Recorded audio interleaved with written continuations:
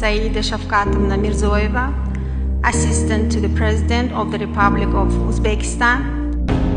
Assalomu alaykum hurmatli Turkmanistonlik do'stlar, qadrli anjuman ishtirokchilari.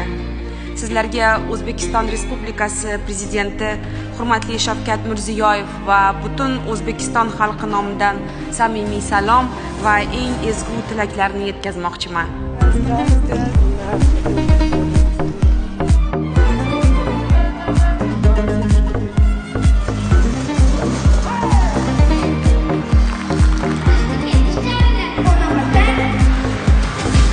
Men o'z chiqishimni buyuk turkman shoiri va mutafakkiri Maxtumquli Firog'iyning quyidagi hikmatidan boshlamoqchiman. Go'zome hergiz sensiz ko'rinmas jahon ey do'st. Ne jahon, belki tende bo'lsa gerset jan ey do'st.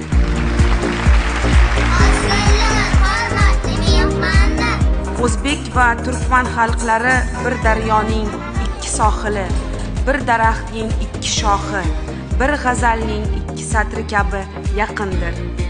Bizni nafaqat qo'shnichilik, balki asrlar davomida shakllangan qon qardoshlik aloqalari, umumiy madaniyat va buyuk tarix bog'lab turadi.